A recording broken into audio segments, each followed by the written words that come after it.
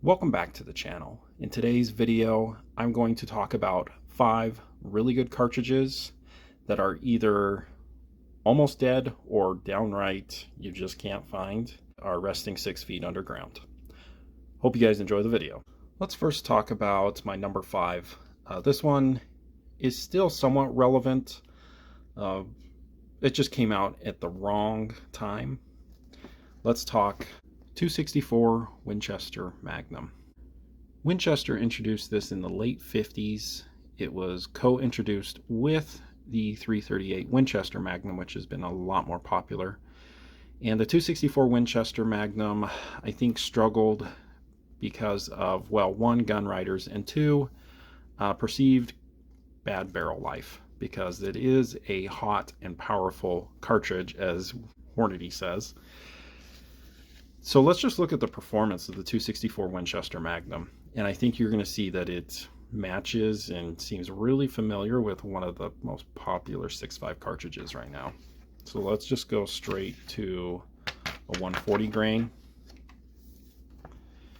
And Hornady says 3050. If you look at other books, you're pushing pretty close to 3100 feet per second. So what cartridge does this remind you of? That's right, the 6.5 PRC. 6.5 PRC and 264 Winchester Magnum are really close. If I had to put money on it, I bet you could get a little more out of the 264 Winchester Magnum, just because it is a bigger case, but it is belted. This is basically a 7mm Remington mag, neck down to 264. It's a really good cartridge. As I said, the gun writers of the time really kind of hindered the popularity of it. They basically claimed it was a really bad barrel burner, and I just think in the late 50s and 60s and 70s, 6.5s were just not a thing. But if you introduce this cartridge in 2023, wow, it's a really cool competitor to the 6.5 PRC. Moving on to number 4 is the 220 Swift. Now this is another cartridge that isn't quite dead, but I think it's pretty hard to find, especially a rifle. But this is the king of speed in 22 caliber. It is just a hair faster than a 22-250 Remington, but as you know, the 22-250 Remington kind of rules the 22 caliber for varmint fast cartridges. But there's still some rabid fans out there with the 220 Swift. And let's just look at the performance of this. It's a 35 grain at 4,500 feet per second.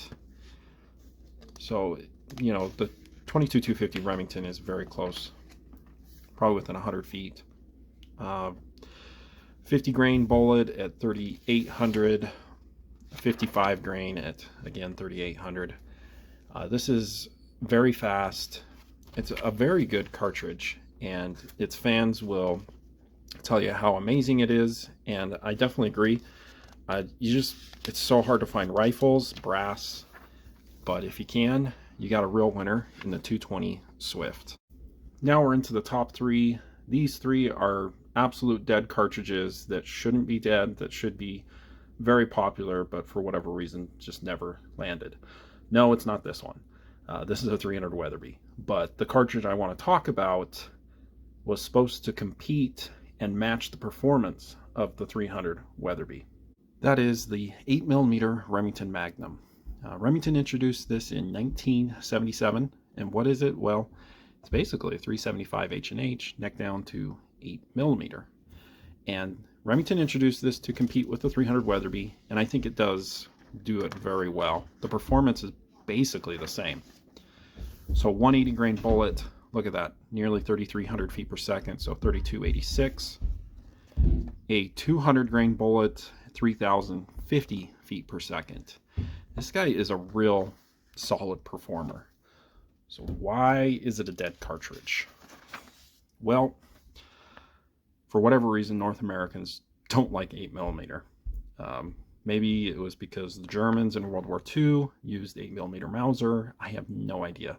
Or it possibly is just, it's really close to 30 caliber, and there's just more variety in 30 caliber. As you see, there's basically 2 bullet options for 8mm, but I'm not really sure. This is a very good performing cartridge. that is just basically dead. And it'd be kind of cool to see it come back, but you can really just get all the performance you want in a variety of 30 calibers. Coming in at number 2 is an extremely dead cartridge, and I think there's a safe assumption that whatever Hornady and Ruger makes turns into magic and is extremely successful. Well, that's not really the case for a few of them. In fact, all of the RCM cartridges, or the Ruger Compact Magnum cartridges, are basically dead. The other day I had someone say, hey, why hasn't anyone made a modern version of the 30-06, a modern cartridge that could compete with the 30-06? What I told them is they did in 2008. It's called the 300 Ruger Compact Magnum. And basically what this is a short version of a 300 PRC. So it's short action, short case that gives you 30-06 performance in a 20-inch barrel. It's actually a pretty sweet cartridge. When you're going up against the daddy of them all, 30-06, yeah, good luck. This cartridge is kind of destined to fail. So let's look at the performance. A 165 grain at 2,950 feet per second. Seems very familiar, just like a 30-06. A 180 grain at 27. You might be able to get a little more out of a 30-06. But these two are basically neck and neck in performance. This is a much more modern case, and well, what if I were to tell you that there was a 7mm cartridge that basically had identical performance to the 7mm PRC? It was in a short action. It had all of the nice attributes of the PRC with no belt, and it was very efficient, but it just failed.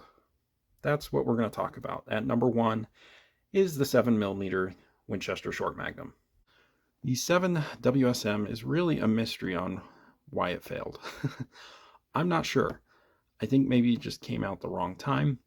I mean, at the time, there's really only 2 viable 7mm cartridges for North America. That was the 7mm Rem Mag and the 7mm 08. And the other WSMs, there have been successful ones, like the 270 WSM and, of course, the 300 WSM. The 7 should have taken off more, and it should still be popular to this day, but it's basically almost impossible to find. You can find it from here and there, but yeah, good luck finding it. Let's look at the performance. All right, a 150 grain at over 3,100 feet per second. That's a really good performance. A 168 grain, mid 2,900 feet per second. That's really good. Let's get to the 175 grain, and again, mid 2,900 feet per second. So it's within 50 feet per second of the 7mm PRC. There's no belt. It's efficient, really efficient. It's actually more efficient than a 7mm PRC and 7 Rem Mag. It just failed. Let me know why you think the 7 WSM failed, because I'm kind of scratching my head on it.